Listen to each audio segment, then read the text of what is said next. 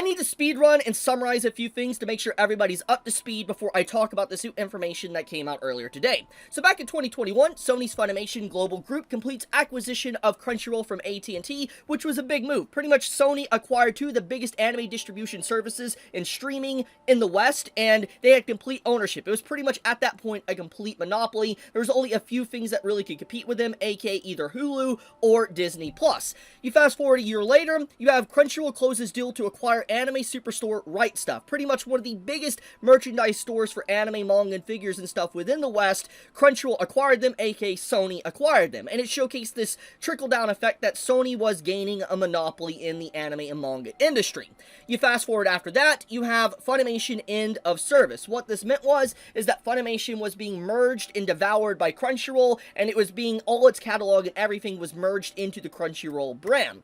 Then you fast forward into 2024, Kadokawa and Sony agree to form Strategic Capital and Business Alliance. For those that are unaware of this one, basically at the end of 2024 last year, there was this big controversy where Kadokawa was going to be potentially bought out. Like, there was going to be a potential acquisition from foreign entities, foreign, companies and stuff that wasn't necessarily in Japan. So because of this worry and this fear, Kadokawa decided to make a deal with Sony, and 10% of Kadokawa was bought by Sony, which was a radical move, such a massive shift, because Kadokawa is a huge company. They own so much. It is unfathomable how much they own in the anime and manga industry. That's not including other things like gaming, etc. Like, they own FromSoft. Yeah, that FromSoft. The people that own Elden Ring, Dark Souls, Bloodborne. You get the point.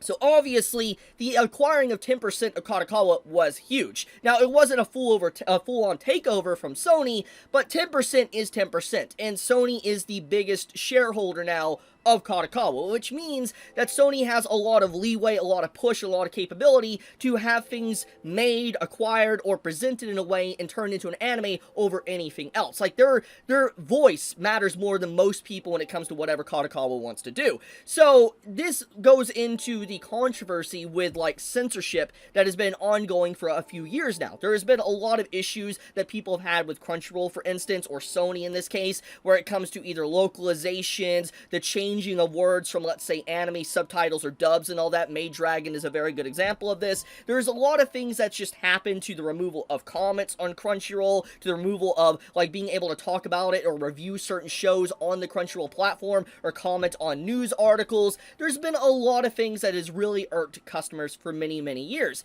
And so that leads into what we have going on right now, which is this announcement that Crunchyroll will now release Crunchyroll Manga app on October 9th, 2025.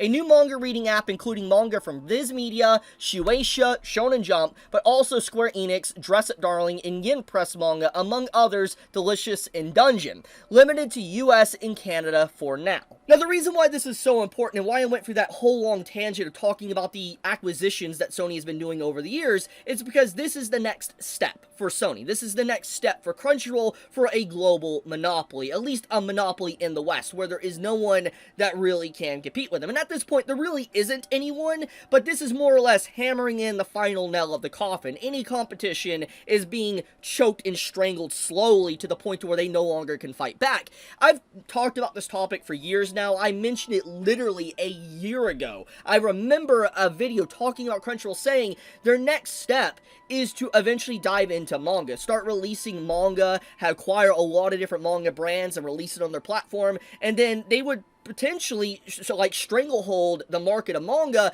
and companies like, for instance, Viz Media would no longer be able to fight back. And I even said eventually there's a possibility that Viz might even be acquired by Sony eventually. And the fact that we have something like this to where there is Viz Media titles that are going to be on Crunchyroll, it already seems like that potential is already there. The pathway, the bricks are being laid, and the potential of Sony or Crunchyroll owning Viz Media is seeming more and more likely. Now, there is a possibility it might not happen, But the point is now that Crunchyroll is fully diving into manga, they have these partnerships with these big companies like, for instance, Shueisha, Viz Media, Square Enix, Yen Press. That's a pretty big deal. It is very interesting, however, that they don't mention Kodansha. I'll talk about that in a second. That's very relevant to this discussion, because for those that are unaware, Crunchyroll did technically have a manga application for a while, which was discontinued back in 2023. This is an old article, by the way, that says Crunchyroll's manga app died today. We found out the probable cause.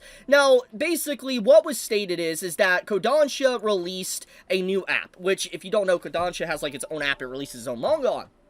And when it decided to do this, a lot of that stuff that was on the Crunchyroll app was taken away.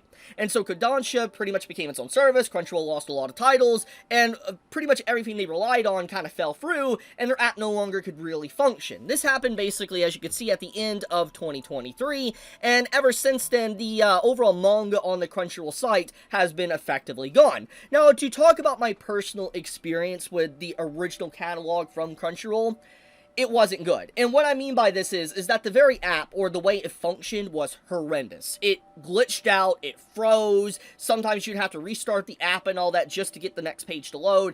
It was terrible. I did not like the app. There was just so many better apps, and I'm just gonna say, I'm not a sponsor, but like Viz's app is just so much better than what the Crunchyroll's like app was for manga. It was just awful. I would not read manga on their platform. And if they decide to use the exact same format for their new Crunchyroll app coming out this upcoming October, then it's dead on arrival, or at the very least, not a lot of people are going to like it. However, that doesn't matter when they have a big stranglehold on the main official market, to where there would be no other companies that really compete with them. I'll get back into that topic in a second. But the point is that yes, Crunchyroll did have manga for a while, some might remember that, but it wasn't good. And with Kodansha pulling out like that, it explained why the app got shut down a while back. And so, that gets into this topic. The fact that they're doing partnerships with Viz, Shueisha, Square Enix, and Yen Press, but no Kodansha's here, I think that's a pretty big deal. It showcases that there was definitely a falling out of Kodansha with Crunchyroll to some degree, and I could be completely wrong there, obviously, but I think that the fact that their name isn't mentioned here is pretty big, especially since they housed their titles in the past. Now, let's get into why this is a big deal, because even if the app is necessarily garbage and not good and people don't want to use it, it doesn't change the fact that it will be one of the only official ways to read manga. Obviously, there is competition. Viz is out there right now, and Kodansha's app is as well. And gonna be honest with you, Kodansha's app isn't really that good either. It's terrible. It's really terrible.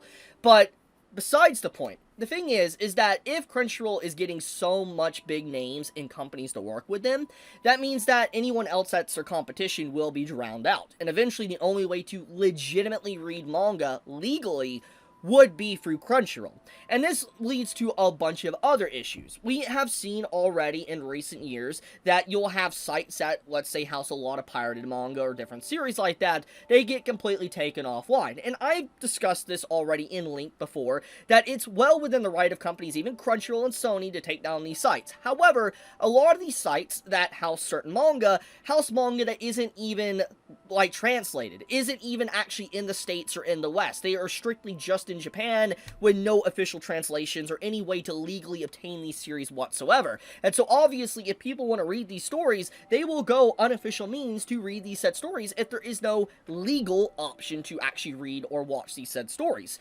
So that gets into the crux of the issue. Limited to US and Canada for now. This obviously is a big deal, because even if, let's say, you live outside of these countries, Crunchyroll still will subpoena and take down sites that house certain manga that you can no longer get anymore or legally read or watch because, you know, they own the license for them.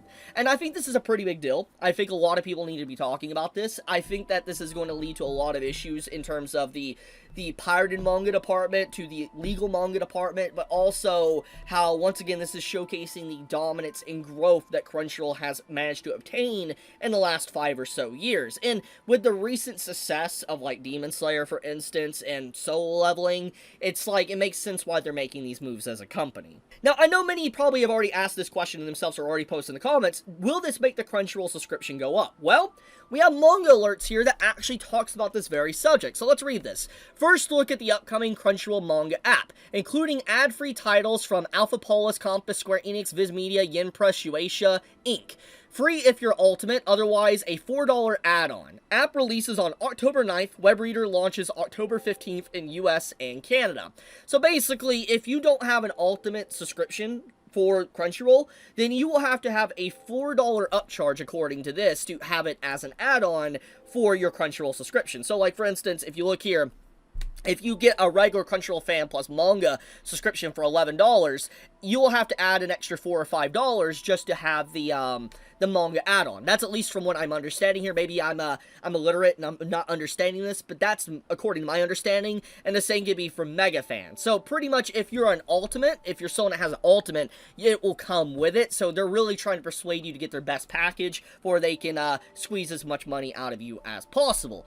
But regardless of this or not, it is making subscription prices go up. It isn't an additional addition to it. It's not freely added. It's they're forcing you to try to get their best package. Now, another thing I do want to mention is I'm curious on how the app is going to function. If it works anything like the original app that Crunchyroll had, it's horrendous.